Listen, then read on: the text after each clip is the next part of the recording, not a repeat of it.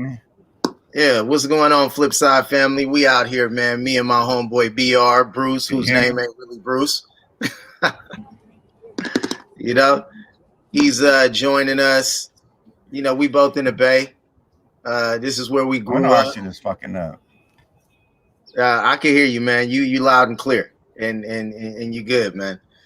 But I'm here, man. So we just chopping it, man. I figure we have a show with one of my oldest homies on this planet.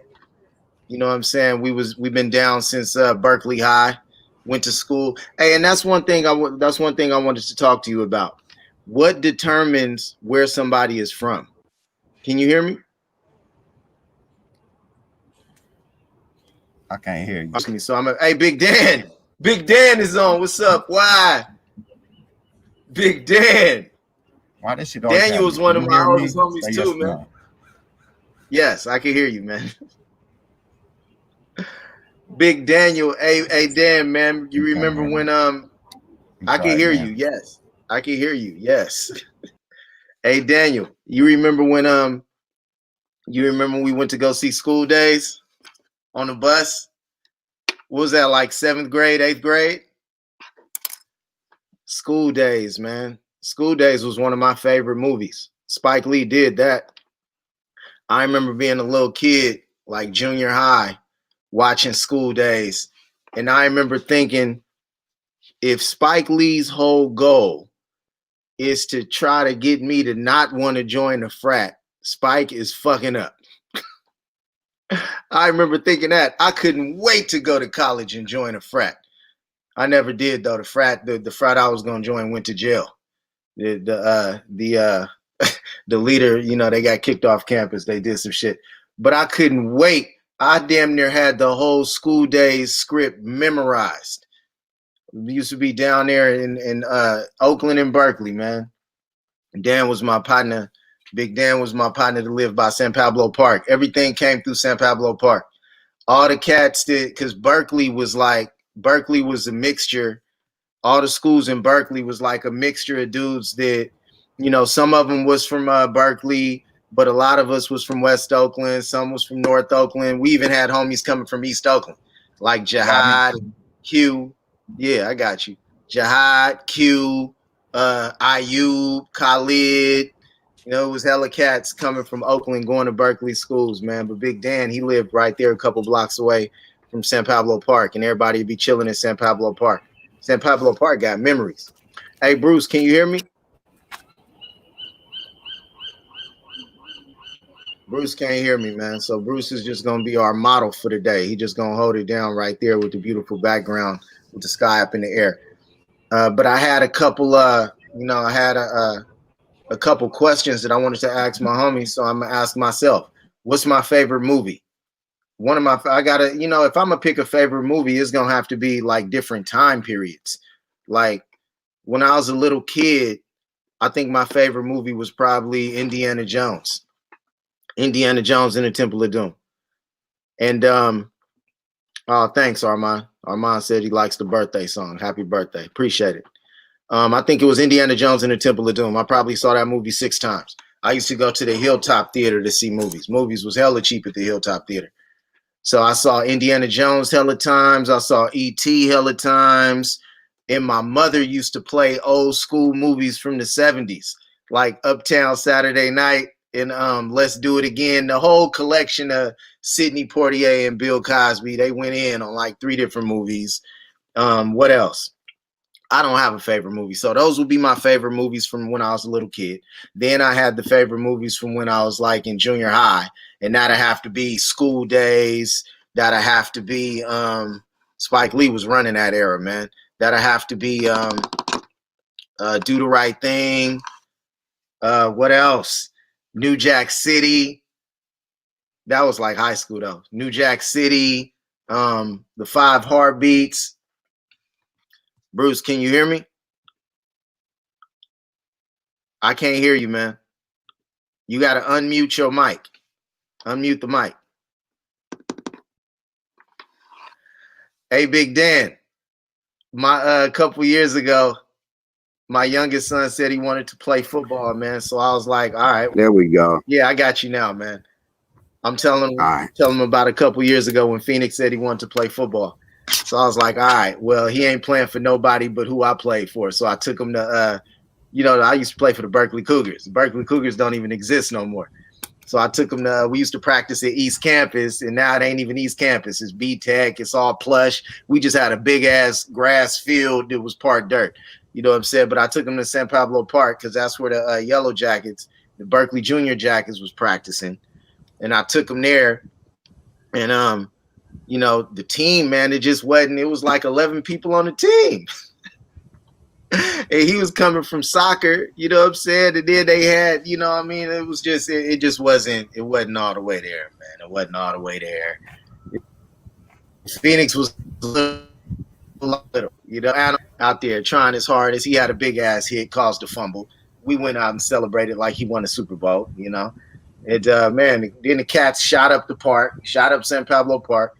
Man, how is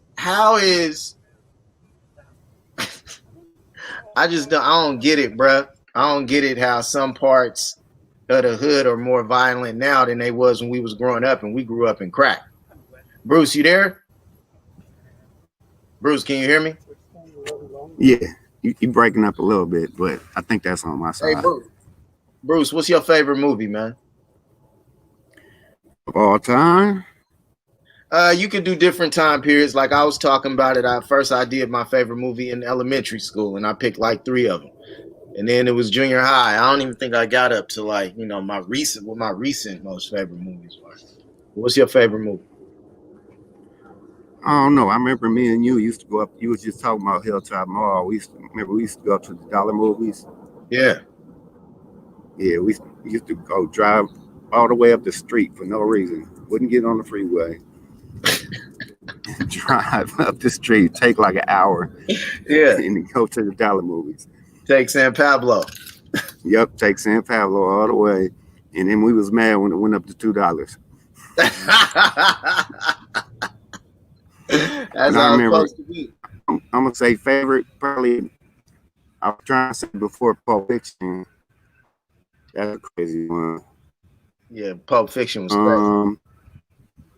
But I like those like kind of kid movies that are good for adults. Yeah. You know what I'm saying? Yeah, yeah. Like I remember liking like Time Bandits and recently I like Miss Peregrine. I haven't seen that, but Time Bandits was the shit. Yeah, it was. I watched Time Bandits. I had that on VHS. I watched Time Bandits 15, 20 times. Yeah, I remember watching that shit. I don't remember all about it. I just remember like certain little parts. Yeah. Hey, yeah, I you know what? I like them kind of movies. You know what else though? We had hella movies that was out of pocket, and we didn't know. You know what I'm saying? Like Three Amigos. I used to love Three Amigos. And man. Yeah, that shit was racist as fuck. Hey, Dukes of Hazzard, so racist. Dukes of Hazzard, they had a fucking Confederate flag on the roof of the car, man. At Dukes of Hazzard, I used to love Dukes of Hazzard, man. Hey, when we was growing up, cartoons was racist. Remember what was his name? The little Mexican Speedy Gonzalez. Speedy Gonzalez. Hell yeah. Speedy Gonzalez. And Speedy's cousin was always loaded. He was Slowpoke. They called him Slowpoke. Slowpoke. He'd be like, "Si, senor." Yeah, he was always loaded. Hey, they was out of pocket. Crazy shit. They was out of pocket for doing us like that, man. That's fucked up. But yeah. We watched that. Hey, man, we watched all of that shit. Hell of those movies. So Justin Rucker, you just found Little Blue Heart. Been on repeat. That's what's up, man. When we made Little Blue Heart, I wasn't sure about it. I didn't know what I was gonna do over it. Steve was like, man, just rock, just rap, just put the pen to the paper. Because we recorded for like a week straight, and Little Blue Heart was one of those songs that came out of it. So thanks for listening to that. Oh, the A-Team. Big Dan said the A-Team. Oh, A-Team was ridiculous. A-Team was clean. They would I don't always know who my hit him in favorite the back. one was. They would always hit Mr. T in the back of the head to get him on the airplane. Knock him the fuck out. Hey Jeff, I think Jeff Hero was Mr. T. Because Jeff would just I got a partner named Jeff, man, and went to Berkeley High with us. And that boy damn near tried to, emulate his life after Mr. T. The aggression, all of that shit, man. How Mr. T talked, the cadence. That's why kids love my partner Jeff. Because that dude is just like Mr. T. Hey, what about the Rocky movies? They don't hold up. You don't think so? Rocky 1, it take too long to get to the point. So I say that. You know what I mean? It take like 30 minutes before the movie start. But man, me and Jeff. Before holds up. 4? That's the one with Drago? Yeah. I ain't watched that. I haven't watched You ain't like it? You ain't like it? I haven't. Yeah, I did. I liked it. I think Sylvester Stallone is a genius. Okay, yeah. Sylvester Stallone know what America want. He gave it to him, And then I remember I watched, we was on tour, Flipside was on tour in Europe, and we had hella movies on the tour bus. We was just watching the movies, and I watched Rambo 3. And at the end of Rambo 3, when Rambo is in Afghanistan and shit, right? At the end of Rambo 3, that shit said, this movie is dedicated to the gallant people of Afghanistan in their struggle against tyranny.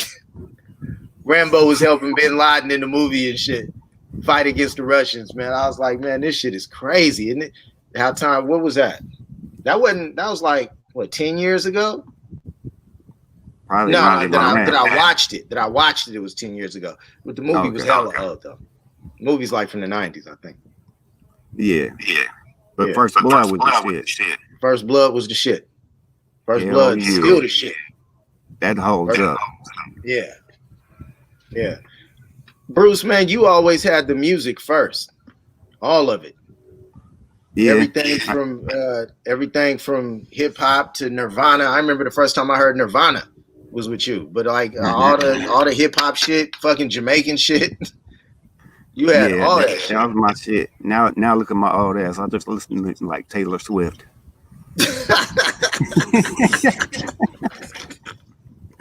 I ain't even bullshitting. Hey man, I like that shit too. I like pop shit, man. Steve and Dave be talking shit about me because I listen to pop shit sometimes, man. I was feeling, man, what's that girl's name? She's like, he was a skater boy. Said see you later, boy. I was feeling her shit. I can't remember her name. We performed with her in Italy though. I thought it was raw. I don't know what you're talking about. Yeah. But you did, like, when did you start getting into music like that, man? Your whole bedroom floor was covered with tapes.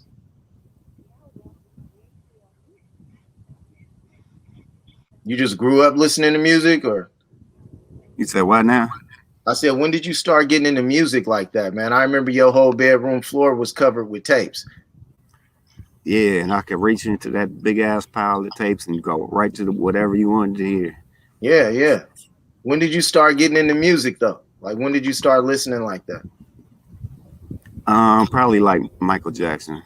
Michael Jackson. Yeah. Michael Jackson was the shit. Off the wall. Like off the wall. Off the wall was the shit. And Mike could act too. Mike did a good job in what's that movie that they did? It was a remake. Yeah, Avril Lavigne, right on, Justin Rucker. Avril Lavigne. I like Avril Lavigne. I don't give a fuck. The street cats could talk shit. The metal cats. They could all talk shit. I like Avril Lavigne. God damn it. And I like all this. I like Katy Perry. I love pop shit. Fuck it. Oh, Big Dan, you slapped the oldies? Me too, man. I slap oldies. Like I slap the Motown oldies, and I think the reason why I was drawn to Steve's voice, and it was a no-brainer to form a group, was because my mother used to play the Eagles a lot, and Steve kind of reminded me of the singer from the Eagles, man. With all that soul in his voice. Yeah, the Wiz. Mike did a good job in the Wiz, and you know who else was a natural? Diana Ross. Diana Ross Act her ass off. I don't know any Finnish bands. Oh, Not offhand. Mika Lindqvist is asking me if I know any Finnish bands. I might, but I would have to hear their music or hear their name. But offhand, I don't know if I know any Swedish bands. Ray Charles is Big Dan's top. I don't know, man. I like Sam Cooke. I like Ray Charles. I like the Four Tops. I like the Supremes. I like Stevie Wonder. I like Marvin Gaye. I mean, they just bring the soul. I like Jackie Wilson. I like all those cats. And then the classic rock dudes from the 70s and the funk dudes too. I actually didn't get all the way into funk like George Clinton and Bootsy Collins. I didn't really get all the way into that. not too much. I didn't really play that. I got introduced to that through Dr. Dre and them when they was putting their shit out, because they sampled a lot of their shit, but yeah, but you know what I'm saying, the Doobie Brothers, Michael McDonald is an animal, Hall and Oates, Animals, what? Yeah, your mother had you listening to music. Yeah, she did, man, all of it. The Eagles, Michael McDonald. Go ahead. My parents, they used to have me listen to the Beatles, and then my mother would have me listening to Willie Nelson. Willie Nelson. And the Outlaws. Steve loved Willie Nelson, man. I didn't get introduced to the Beatles until later. Like Dave introduced me to the Beatles. Yeah, I remember you told me that. Yeah, man. I didn't. You know what? I would hear Beatles songs, but not know that it was the Beatles. I would hear them and I would like them, but not know that it was the Beatles. I remember I had went to Contra Costa for a couple years. I was trying to get a football scholarship, and the girls' dance class, all the football players, I hang out outside the girls' dance class, and they was dancing to that Beatles song, "Here Comes the Sun," and that was the first time I heard that. I was like, man, I gotta figure out who sings this, and it's the Beatles. Hey, Micah, why don't you send me some Finnish or Scandinavian bands that you like? Billy Joel. Dan, what's your favorite Billy Joel song, man? I don't know if I'm really up on Billy Joel like that. No, I'm not. Yeah, I'm not really up on Billy Joel. But it was also international artists too. Like my father was from Brazil and my mother would play Brazilian music, even though I didn't grow up with him. So it was Martinho da Vila. That's probably my favorite Brazilian artist of all time. Martinho da Vila. Like that dude is na minha casa todo mundo bamba, todo mundo bebe, todo mundo samba. Na minha casa todo mundo bamba, todo mundo bebe, todo mundo samba. Na minha casa ninguém liga pra intriga. Todo mundo chega, todo mundo briga. Like he was busting. Martinho da Vila was spitting like in the 60s. Macumba lá na minha casa. So it's Martinho da Vila, Gal Costa. Gal Costa just has a beautiful voice. And I never really got all the way into the Brazilian rappers because my Portuguese ain't fluent. And I couldn't really understand what them dudes was talking about. It's like not only do you got to be fluent, you got to understand the slang too. So, but a couple of them moved me. Well, BR, what you listening to today, man? You said what I'm listening to today? Yeah. Shit, podcast. Podcast, you don't really listen to music no more? But I told you like Taylor Swift. I'm not kidding. I listen to all podcasts. That's what's up. I know my internet keep fucking up. I'm out here doing fucking Wi-Fi hotspot. Because I don't want to be in my laundry room talking shit. And all my neighbors be getting mad at me.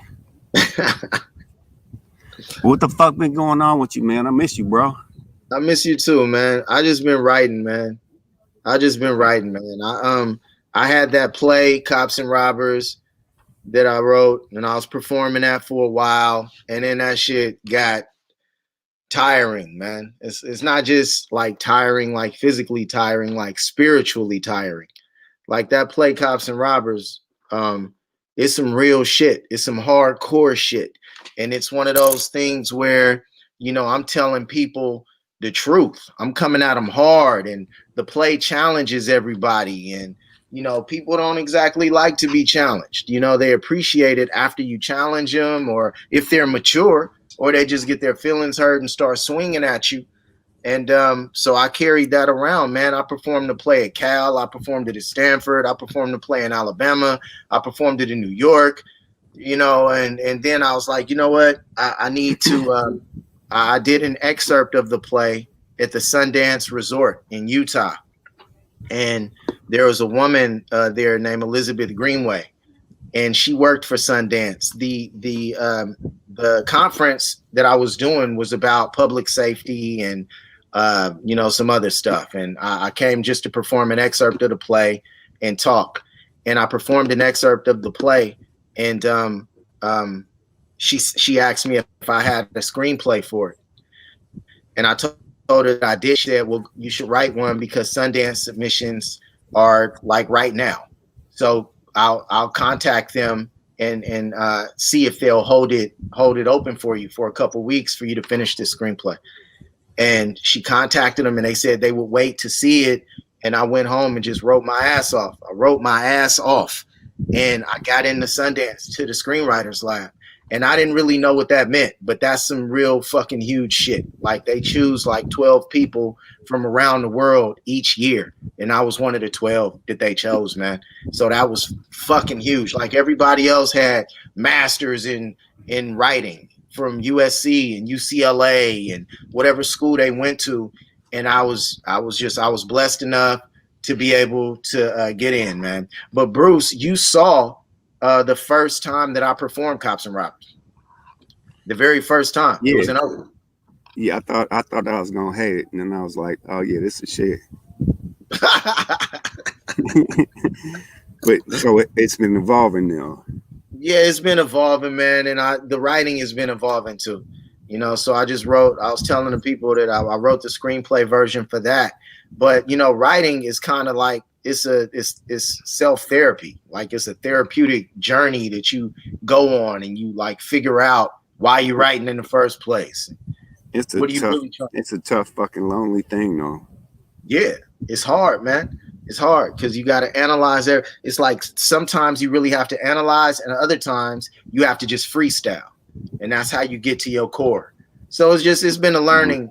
You know, I've been on my mission, man. I've been learning my ass off because I never studied writing before, but then I ended up getting into these things. Like, I wrote a screenplay in 2009, and I won Tribeca All Access. That was out the fucking blue.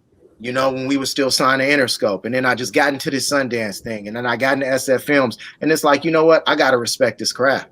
So then I just started buying hella books and like listening to writers talk and, you know, talking to motherfuckers myself. And you're just really studying it and breaking it down so I can internalize it and treat it, you know, stop treating it like something that, you know, I just sit down and do. Really learn about it and respect the craft. And then, you know, see what I come up with. And it's been good. I just been writing, man. Writing, working out. Yeah, you're a talented ass writer, man. I appreciate it, man. Right on.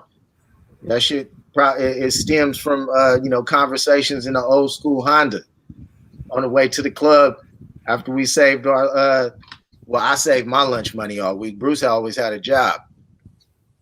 You know.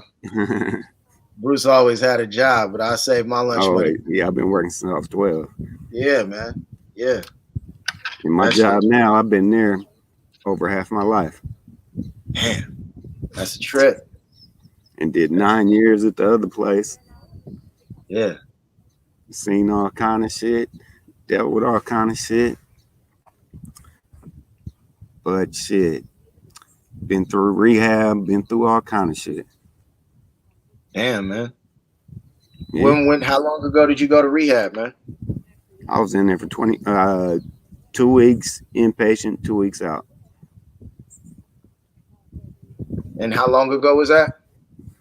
About 4 years. 4 years? Yeah. Yeah.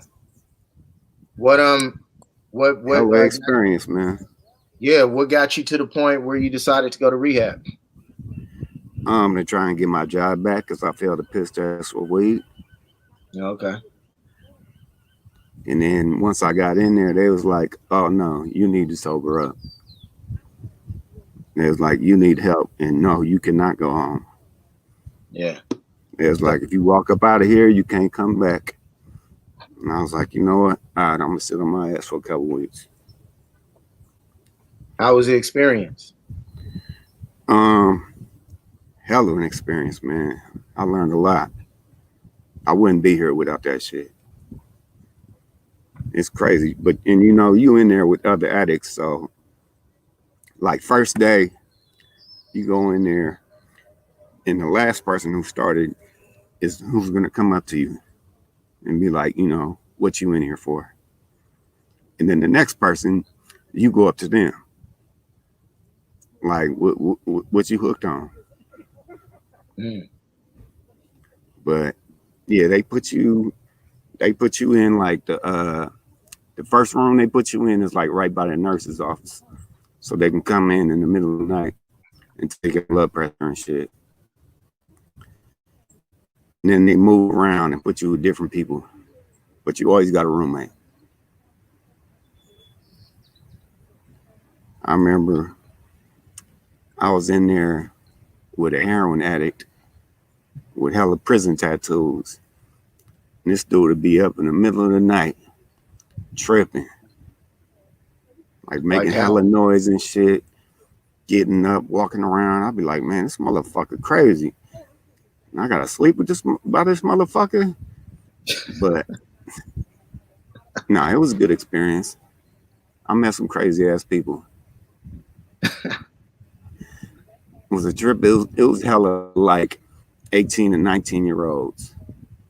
And they were all hooked on like prescription shit, like Mm. Xanny bars and fucking Oxy, because they, you know, their parents would give them Ritalin while they was growing up, and then they would go into the, you know, the medicine cabinet and start grabbing all their parents' drugs and get hooked on that shit. Mm. Then they turn into alcoholics. That's what we doing to young people. Damn, man. How you think you think it's any you think we could reverse that? Or is it gonna get better before it get or is it gonna get worse before it gets better? Um, nah, I don't think it's gonna get better. But this is a trip. I seen like a 18, 19-year-old girl come in there looking like shit. And then No, we just lost Bruce for a minute. Bruce talking about his experience in rehab. You know, this is one of my closest homies that I grew up with, man. This is one of my homies that, Bruce is one of my homies that, we could not talk to each other for a year or two and still know we on the same page. So this is one of those dudes that we talking to right now. So, he was just sharing his experience in rehab. He was talking, I think he was talking about a girl that was like 18 or 19 years old, and came up oh in there. yeah, yeah. After like 2 days, it was like, oh, she pretty. Like, I mean, Wow. way too young for me, but it was like, oh damn, she went from whoop to pretty, just Wow. like overnight. So when you're driving down the street and you see the homeless person out there looking terrible, they might be less than a week away from being a completely different human being. Yeah, yeah. Wow. Because I remember being in there for like 3 days, and I got off a detox, and I was like, all right, I want to go home. And they was like, no, you don't have the tools yet. And I finally settled down after like a week. I was like, all right, I'm gonna be in here. I'm gonna chill. And the guy that came after me, he was, Damn, we lost him again. So that's a trip, man. That's a trip. I often wonder about like rehab and like what lessons are they teaching in there? And are they lessons that we should be getting in school? You know, like should we have to go to rehab to learn these lessons? I was just talking to the people about, you know, the lessons that people would learn in rehab. And it's like, should, you know, are these lessons that we should be learning in school growing up already? Yeah, we should get it in advance. We So it's really like should. it's self-exploration or um I think it's more about identifying kids who are in danger and being like, hey, you need to stay clean. Get rid of that shit in advance. is it a were you learning things in there that you feel like should be taught in elementary school? Yeah, I remember motherfuckers who hooked on heroin, they would show up in rehab, shit the bed, piss all over themselves. That shit was crazy.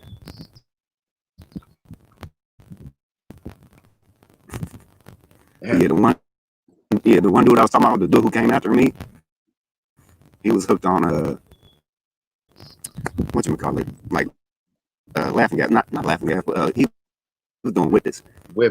and that kind of shit. Yeah. And he was like, man, I just spent $100,000 in a week. On whippets? He was like, I don't know what I'm gonna do. Damn. Damn. That's crazy. Crazy, man. So is this do you think it's a biological thing that makes people more likely to get addicted, or is it psychological, or is it both?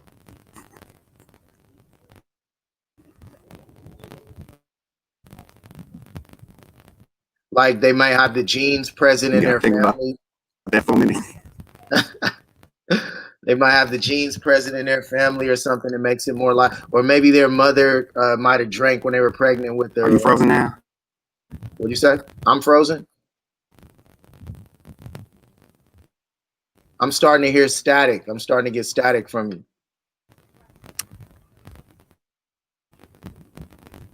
Here, I'm gonna back you out and then bring you back in. Yeah, we're talking about. Yeah, man, it's on your end. I'm hearing static on your end. I can't hear you. So what do y'all think? Robert says education growing up is important. It's like, how do you tell a kid the stove is hot without letting them get burned? Yeah. That's real, man. It's hard. It's definitely difficult. You know, I got three kids. You got me?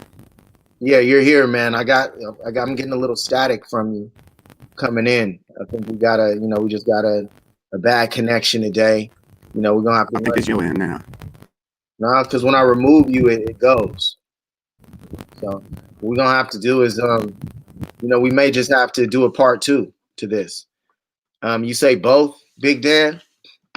It's a trip, man, because growing up like in the 90s, man, it was like, you did drugs or you didn't. And it's like smoking weed for a lot of people didn't count as drugs. But like, powder and coke and like pills and all of that other stuff, that was like a line. Like that was a serious line that people were that you would decide to cross. And you at least in the community that I came up in, you knew you were crossing the line if you did that. Like I didn't grow up in the 70s where it was just partying and it's just like, I'm gonna snort some coke, I'm just partying. Like I wasn't really introduced to that aspect of partying until like I was in Flipside and like touring around the world and motherfuckers was just snorting powder. And I wasn't really used to seeing that. But surprising, some people could handle it. In my mind, it was always a thing of if I did that, I am going to get hooked and my life will be destroyed. That's what I thought, about those things, man. But all right. Oh, and just brought him back and lost him again. Robert Slater, hard drugs care more about business than experience. Now, has anybody ever seen Requiem for a Dream? That movie? If you saw Requiem for a Dream, say something in the comments. Requiem for a Dream was a hard-ass movie. I mean, that movie, that really made me think. We also looked after each other. Yeah. Big Dan, we did look after each other back in the day, man. We looked back at, we did look after each other back in the day, man. Big Daniel. And yeah, man, you back with the static again, man. So what we're gonna do is we gotta postpone this show, and bring it back maybe in a day or two when we have a clearer connection, and then we could really go into this because it's like it's it may be some people listening that could gain a lot from this conversation. I thought we was just gonna be talking about growing up and all of that stuff, and we end up talking about some very serious things that could be beneficial to a whole lot of people. So I want to make sure we have a good connection when we go into it. So we're gonna postpone this, Bruce, because the connection is messed up, man.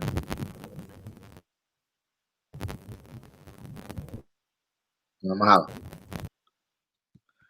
Yeah, Train Spotting was hard too. I didn't see Train Spotting.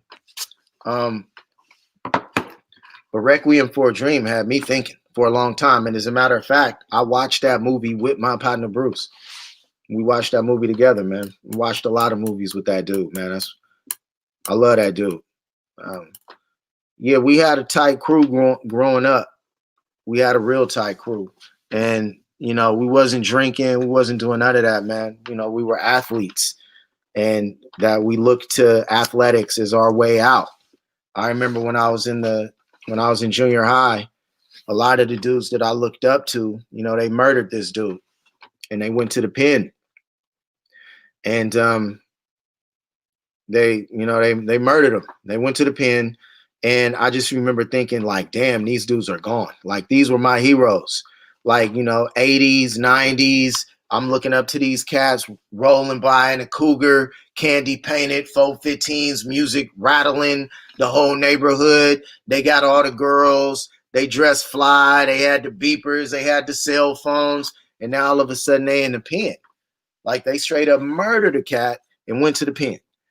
And, that, and I got robbed in the 7th grade by a grown man at gunpoint. Me and my partner, I had saved my lunch money all week to go to the movies. We was going to meet these girls at the movies. We was taking the girls to the movies, man. Got robbed at gunpoint. It was like, you know what? My older homies is in the pen. I just got robbed at gunpoint.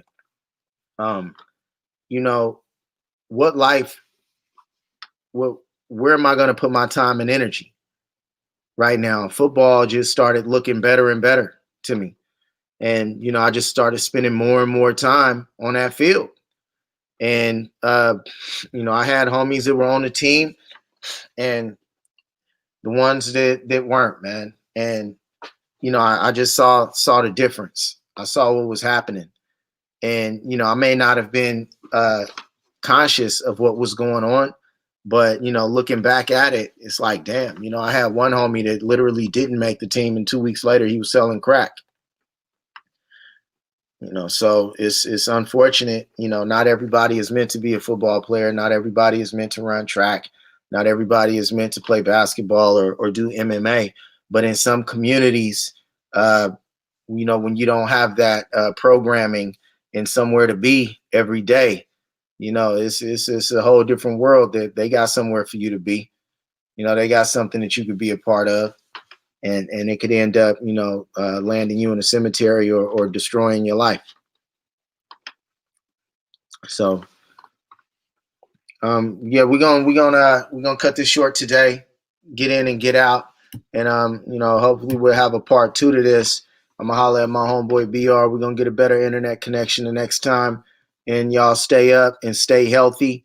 And remember, you can be whatever you want to be. Straight up. You can be whatever you want to be. You just have to internalize it and visualize it and work toward it. And I promise you that if you miss it, you're going to land somewhere better than you are anyway. So it don't fucking matter. Go get it.